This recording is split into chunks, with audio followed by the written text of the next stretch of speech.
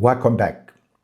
In this new video, I'm going to be sharing the unlikely story of the election of the first American Pope. And this article has been written by Christopher Lamb. On Saturday, May 2025, 1 week after the funeral of Pope Francis, President Donald Trump posted an AI-generated image of himself dressed in the white cassock and mitre of a pope. The image appeared on his Truth social media platform and was reshared by the White House's official X account. Within seconds, it had gone viral. A few days earlier, when asked by reporters who he would like to see elected as Francis' successor, the president had quipped, "I'd like to be Pope. That would be my number one choice." The reaction from Catholics around the world varied from disquiet to outrage. The AI image, as is often the case with Trump's post, was both tongue-in-cheek and provocative. For Catholics, it was at the very least disrespectful, nor did the image go unnoticed by the cardinals who had started gathering in Rome ahead of the conclave set for May 7, the election process that would decide the new pontiff. Cardinal David, an outspoken Filipino prelate who had received that threat when he criticized President Rodrigo Duterte's brutal drug war, replied to Trump on Facebook saying, "Not funny, sir," which he translated into 10 different foreign languages. Cardinal Timothy Dolan of New York, who was known to be friendly with Trump, said the image wasn't too good, but when asked by Reuters if an apology was needed, he replied, "Who knows?" Trump's post only seemed to intensify the media interest in the papal election proceedings. More than 4,000 reporters were descending on the Vatican to cover the event, and the cardinals found themselves mobbed as they worked to meetings.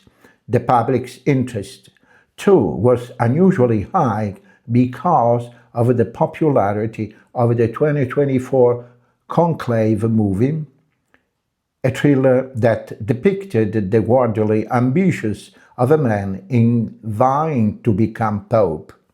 During his pontificate, Francis had shaken up the College of Cardinals, the body that could appoint his successor.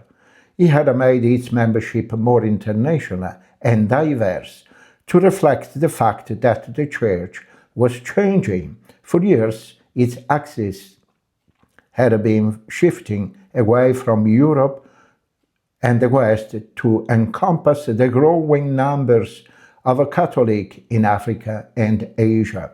The conventional wisdom had always been that the cardinals could not choose an American pope.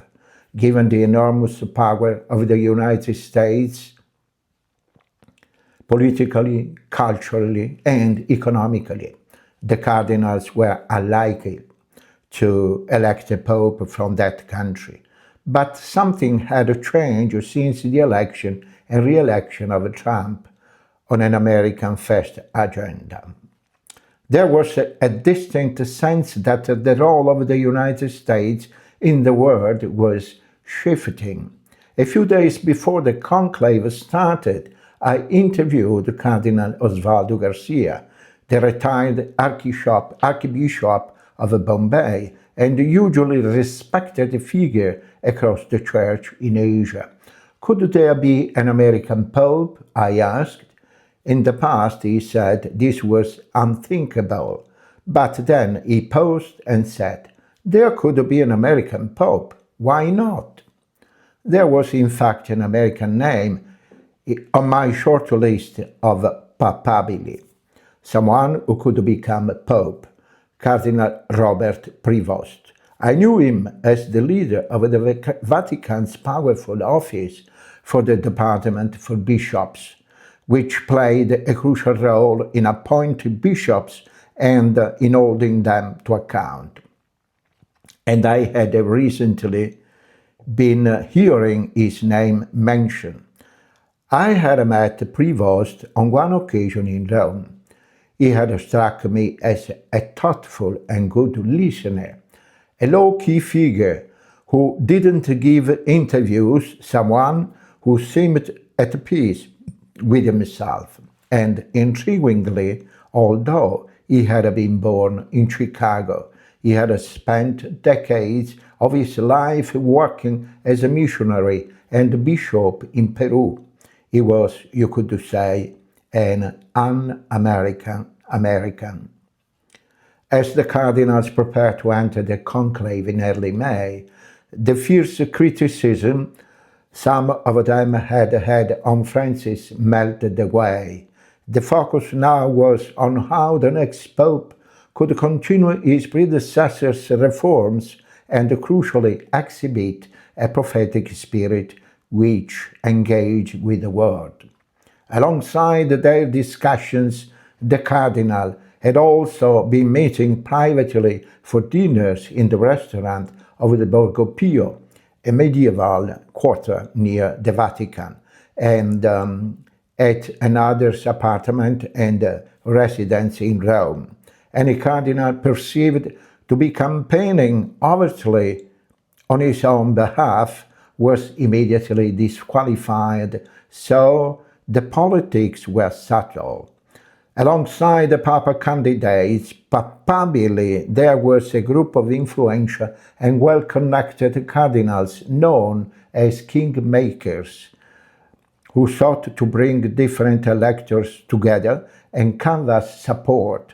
The kingmakers, I was told, were not afraid to speak frankly when asked their opinion on candidates.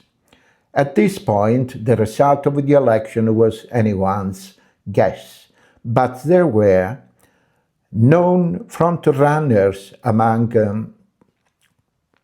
them Cardinal Pietro Parolin, who was the Holy See Secretary of State and an experienced church diplomat from Veneto, northern Italy.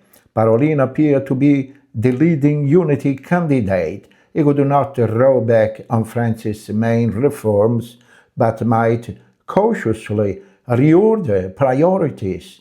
For the diversity group, there was the charismatic Cardinal Luis Antonio Tagle from the Philippines, who ran the Vatican's evangelization office. He could represent a strong continuity with the Francis agenda. Behind the scene, however, Prevost had been quietly gathering support, an election that backed history. Cardinal Francis George, a former Archbishop of Chicago, famously expressed skepticism about the possibility of an American Pope. George was highly influential, politically astute prelate who died almost a decade before Leo XIV's election. A pope from the United States was unlikely, he argued. Why the United States continued to be the world's dominant power? Look, until America goes into political decline, there won't be an American pope, he was reported to have said. The notion that no cardinal from the United States could ever be elected pope was ingrained into church thinking, particularly in the Vatican just before the conclave. Robert Prevost had found a moment to drop a line to a friend. "I'm sleeping well," he wrote, relying on the belief that there will never be an American pope.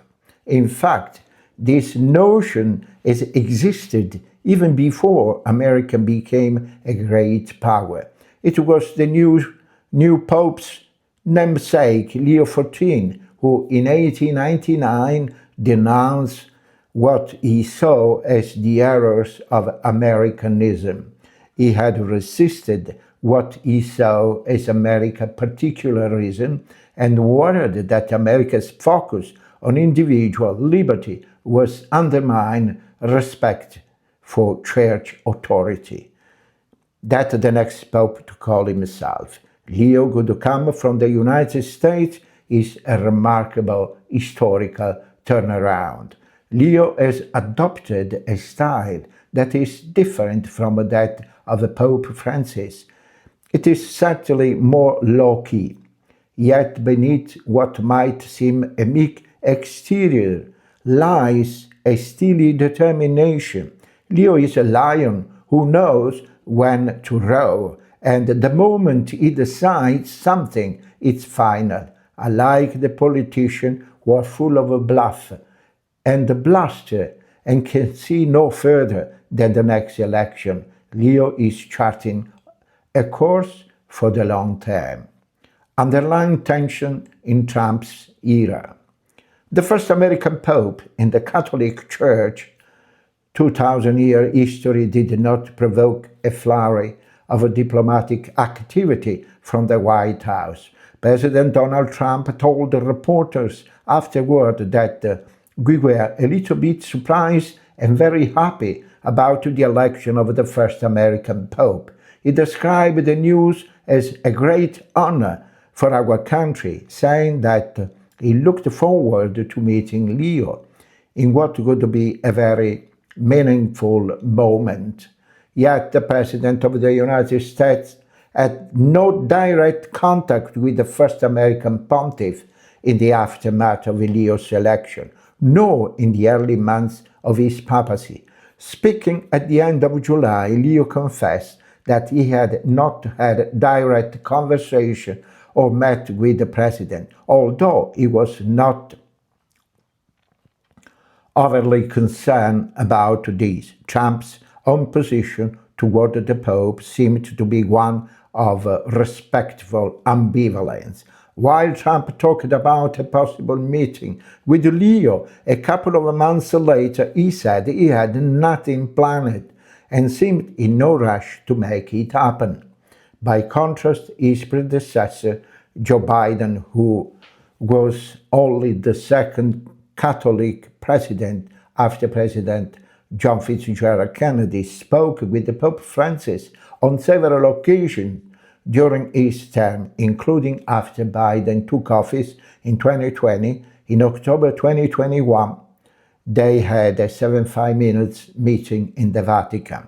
Biden is on his final act as a president, awarded Francis the Presidential Medal of Freedom with distinction. The Biden-Francis relationship, why not without disagreements on abortion and the war in Gaza, was marked by warmth and mutual respect. While Trump talks respectfully about the Pope, signs of the underlying tensions are not hard to spot. Stephen Bannon, a Catholic and outspoken ally of Trump, described Leo's election as worst pick ever. Family politics. The Pope, like many in the United States, has first-hand knowledge of how political divides can affect families. Disagreements over which way people voted cause heated conversation at the dinner table, and in some cases lead to feud and family breakups. The Pope has two older brothers. His eldest sibling, Louis Prevost, is a MAGA supporter who has posted some inflammatory pro-Trump social media content in which, for example, he attacked former House Speaker Nancy Pelosi. One church source told me that Louis' wife, Deborah, is also a MAGA supporter. After his brother's election as a pope, Louis considered that he could probably tone it down, and he has removed some posts and made his account private. But the Trump White House was quick to spot this opportunity. Louis and Deborah were invited to visit and were welcomed by President Trump and Vice President J.D. Vance. I really like this brother, Trump said of the Pope. His brother is a major, serious Trumper. You know that. He's MAGA all the way. Leo responded to these comments by saying simply, "That's fine," adding that Louis had been very outspoken about his political viewpoints. Trump has had more direct contact with Leo's brother, a MAGA supporter, than with the Pope himself, who is not. Actions speak louder than words. But the Pope, even in his own family, proves that it's possible to disagree and stay united. He shows that political differences don't need to affect family harmony. After Leo's inauguration on May 18, Louis Prevost stepped forward to greet his brother in St. Peter's Basilica. The pair hugged each other tightly. And this is the unlikely story of the, election of the first American Pope. I do hope you like this story. If you have any comment, I deeply appreciate, so we can start some kind of interaction. Thank you so much for watching. Have a nice rest of the day. Bye-bye. See you soon.